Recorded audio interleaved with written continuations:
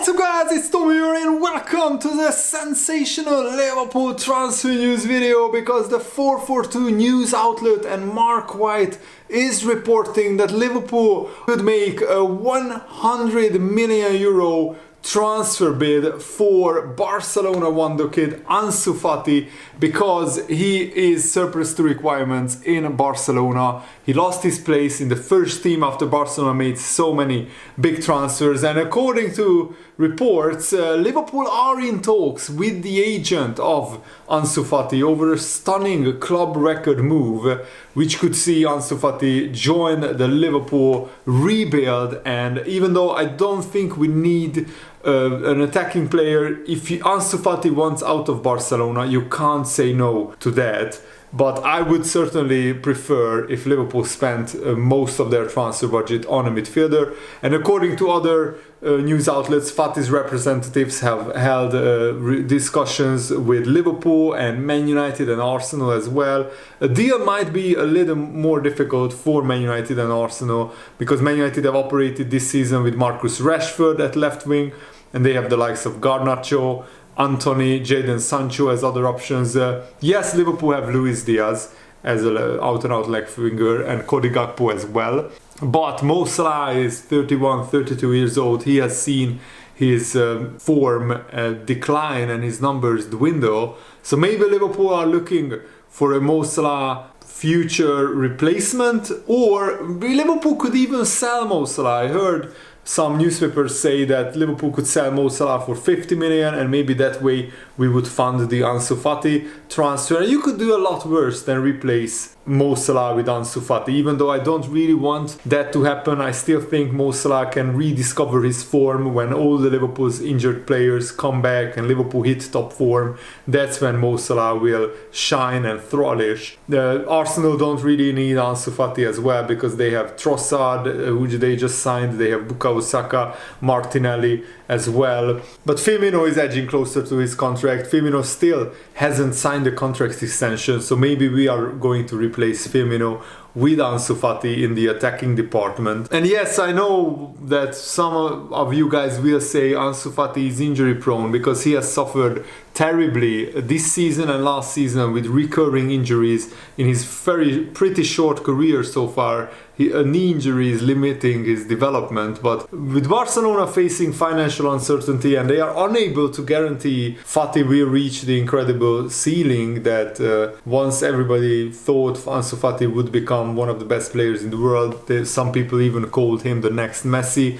Due to him physically not being what he once was, a big offer could be seen as an opportunity for Barcelona to cash in on Ansu Fati, who is at the moment valued at around 50 million euros by Transfermarkt. Ansu Fati this season in La Liga, he played 20 games, scoring 3 goals and 3 assists, and he of course has Spanish citizenship, and mainly he plays as a left winger, but he can play as a striker or as a right winger as well. His contract expires in 2027, so he doesn't have an immediate urgency that Barcelona need to sell him. But this season in all competitions he scored 6 goals and got 3 assists in 31 games. So this season he played a fair amount of games for Barcelona, to be fair. Last season was the season where he struggled massively with injuries. He only played 15 games, scoring 6 goals and getting 1 assist. But 2 seasons ago, he also only played 10 games, scoring 5 goals and 4 assists. So it's very worrying that in the past 2 seasons combined, he played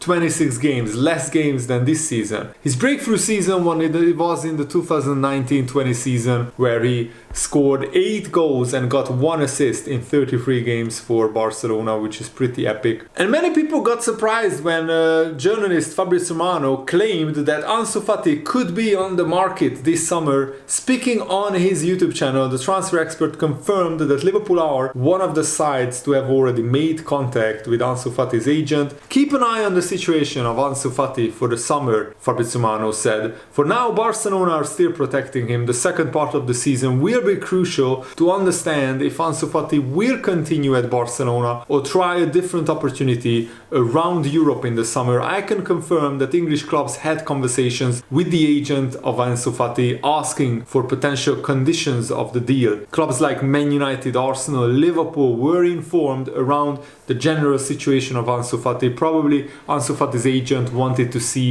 how many clubs are interested in his client and what kind of contract they might be offering Ansu Fati if he decides to leave Barcelona.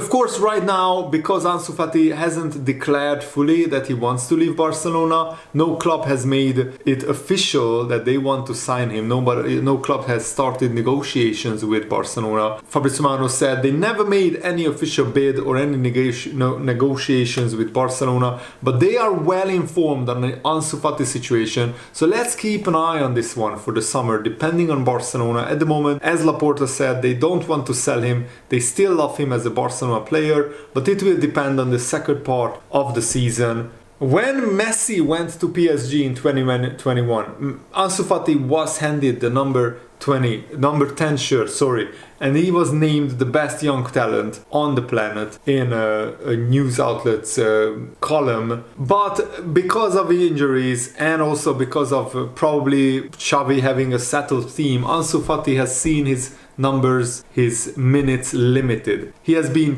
basically a bench player for Barcelona this season. He hasn't been a regular starter because Barcelona signed so many forwards. They have Ferran Torres, they have Rafinha, they have Lewandowski and other attackers. Ansu Fati is like 4th or 5th choice in the pecking order. And also Barcelona's well-publicized finance situation, even though they pulled a lot of levers to make a lot of transfers in the summer transfer window, and it worked for them because they are leading La Liga with a lot of points. Real Madrid are struggling to keep up with the consistency of Barcelona, and Xavi is doing wonders. And I'm really looking forward to the Man United Barcelona game on Thursday. I hope Barcelona smash Man United to pieces, but because Xavi has a settled team, Ansu Fati hasn't been able to break into the Barcelona team.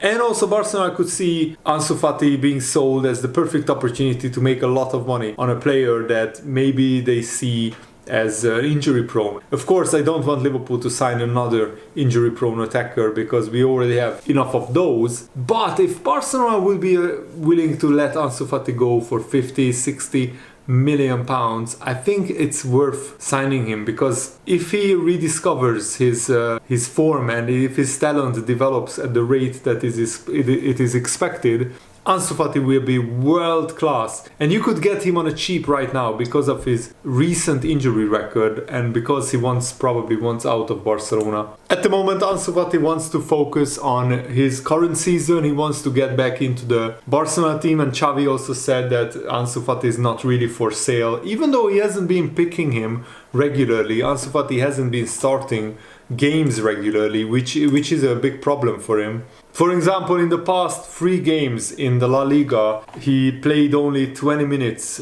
coming on as a sub twice. And yes, he had some games where he got a start, but he hasn't scored in La Liga since October. And yes, in the Copa del Rey, he scored twice against lower league opposition, but he only played a combined 75 minutes in 2 games as a substitute. The biggest worry, of course, is Ansu Fati's injury record. In the 2020-21 season, he had 1 injury where he missed 47 games through injury. The next season he had a lot of hamstring injuries and knee problems, so he missed a lot of games. Last season as well, he missed almost 30 games through injuries. Sorry, more than 30 games, 35 games to be precise, through injuries. So 47 games missed 2 seasons ago, 35 games missed last season because of injury. So that's a cause for concern for Liverpool fans. But at least this season, he hasn't missed any games through injuries, which is really, really encouraging. And Ansu Fati must be scratching his head. Why isn't he starting regularly for Barcelona? And maybe that's why this talk has